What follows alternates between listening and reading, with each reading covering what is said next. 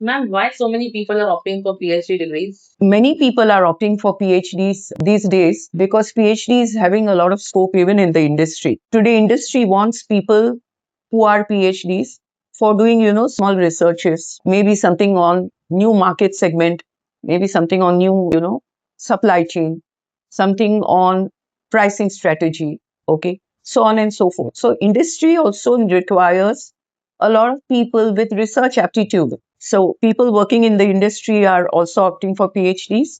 And then, yes, people who want to, who have a research bent of mind, somebody who wants to find out more and more information, people who are keen on researching a topic, people who are wanting to discover something new, okay, and academicians, because in academics, PhD is a must, okay. So that's the reason a lot of people are opting for PhDs. What is a guide's role in having a PhD degree? A guide is a mentor, a guide is a guide, as the word says. He or she helps the student with the milestones of the PhD. So milestones in sense, now you have collected primary data or you finish your literature review, you have finished your chapter one. Okay, now what next? So the guide helps the researcher with the milestones, and the guide also the guide also, he's like a project manager of a PhD, so he gives a lot of directions to the researcher, helps with the what next to be done. He also tells whatever you've done is not up to the mark. Yeah, a guide can say this, that whatever you've done is not up to the mark, so start anew, start afresh. A guide has to be at least 1,000 steps ahead of the researcher. If the guide doesn't know the topic and the guide goes on reading from AI and from the Google, and then the guide starts guiding, that's not a guide. Is somebody who knows the chapter. A guide who's somebody who understands the personality of the researcher. Each researcher has a personality. He can be a, what should I say, laid back person. He or she can be a very fast person. He or she can jump to conclusions very fast. Each one has his own personality. The guide has to understand the capability of the researcher. So, guide plays a very important role in the researcher's life. A suitable guide, I would say, is a guide who knows something about the topic. Maybe the topic is very new, okay, but the guide has some information on the topic, and the guide has the capability of gathering more information. The guide already has hands-on experience about guidance of PhD. The guide is somebody who himself is a keen researcher. If the guide is not a researcher, ho gaya, the student also. See, the guide, a suitable guide, I would say, is a guide who's very enthused about the topic, who also wants to do something in the PhD. I'll give you one of the best examples in the industry. There's a model called business canvas model. It's also called Osterwalder and Pignier model. Okay, so Osterwalder was the PhD scholar, and Pignier guided him. So both of them, they went to 450 countries, guide and student. They went to 450 countries, and they must have, their respondents were about 750 executives from the industry. And then they brought out this beautiful model, which is now included in the corporate strategy syllabus. Pignier and Osterwalder model, it's called, or it's called business canvas model. So Pignier is the guide and Osterwalder is the researcher. Now, they came out with the model. Frankly speaking, every PhD requires a modeling. We need a model to showcase. The model has to talk what 3 years or 4 years or 5 years, whatever the guide and the student have spent together, okay? They have to come out with a model, and these models add a lot of meaning to the entire research work, the body of research done by the researcher and the guide. So the guide plays a very crucial role. What qualities should the aspirants have? The aspirants of PhD, one is they need to qualify for the PhD. In sense, these days it's net set is compulsory. So if somebody has a net set, they need not appear for the PhD entrance test. Otherwise, PhD entrance test is a must. And I personally feel somebody who's got at least 4 5 years industry experience, I prefer taking them under my guidance.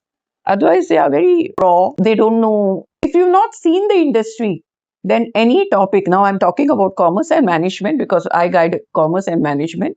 If they have seen the industry, they know something. They know the industry culture. They've heard something about the concept. Okay. How it goes, I'll tell you.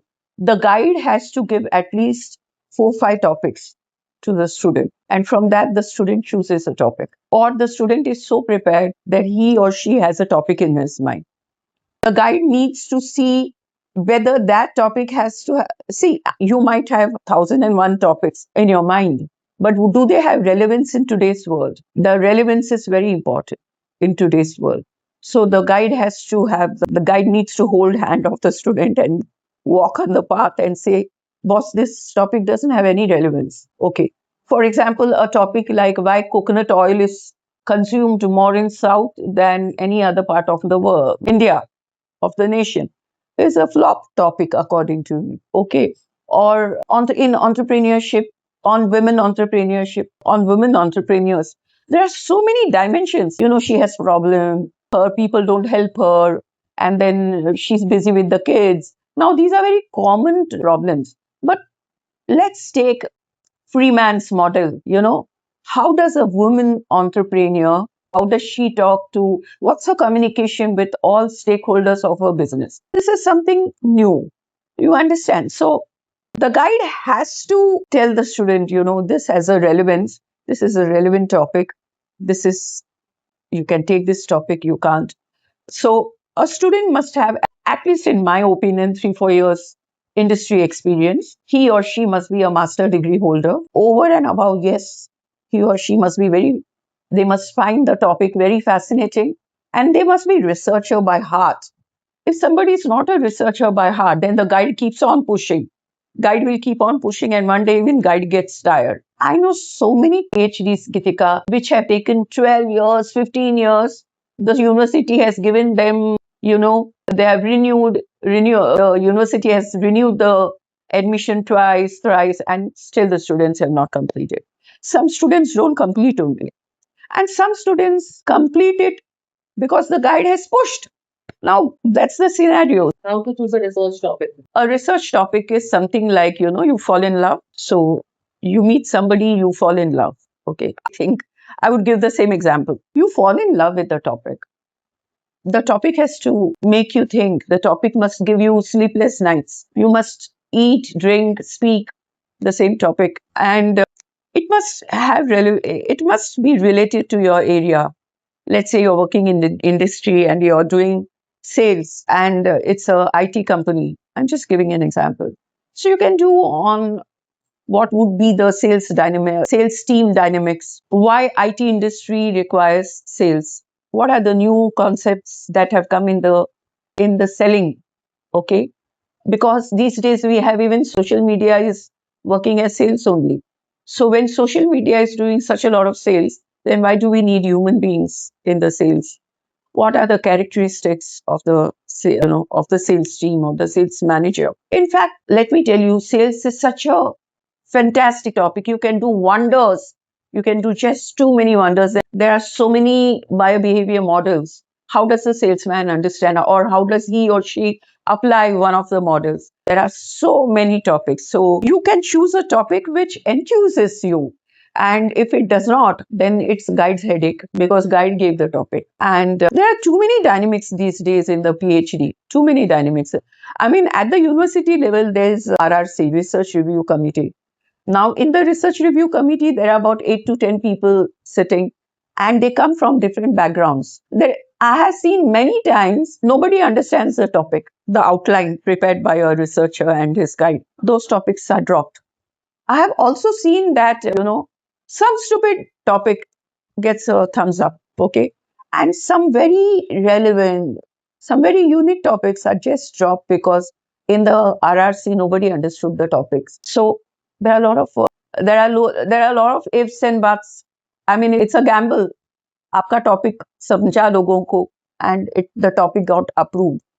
Otherwise, many a times people have to keep on writing topics.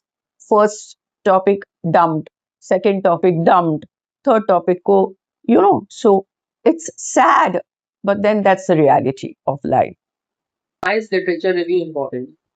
See, Gitika, when you read literature review, when you read literature available on a topic, that literature helps you to get new insights on your topic. It helps you to build a very robust body of research. Others' insights are very important. Now, here, how to write a literature review? Most of the time, researchers and their guides just copy. So and so said this, so and so said that. It's not that. That's not how you do a literature review. It's your literature review. So, what's your insight after reading my insight? How it has helped you is equally important than just cutting something, copying something from the internet or the newspaper or a journal. Okay. You're supposed to read a lot of journals, newspapers. You must watch the news, CNBC, Z Business. You must watch the news.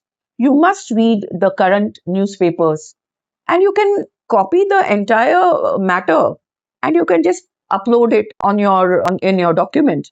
That's allowed.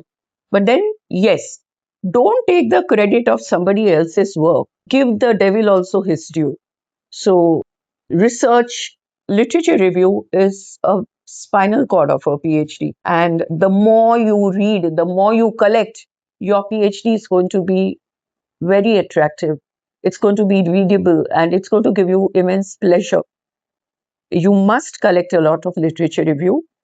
That comes under secondary data and primary data. Based on your literature review, you can start collecting your primary data. You get a lot of by reading many literatures available on a topic. You can start making your parameters for questionnaire. You can start making dependent and independent variables. Start making your questionnaire with very good questions. So it's a spinal cord, as I said. So Gitika, I have given you to ask me some questions, and I want you to do your PhD. Post PhD, I started writing so much. And that's one thing nobody tells you, that PhD, you can't go off to sleep. Now I've started writing, like, every day. I write something or the else. So PhD is a beautiful journey of life. And I say anybody who's doing a PhD is lucky. Thank you.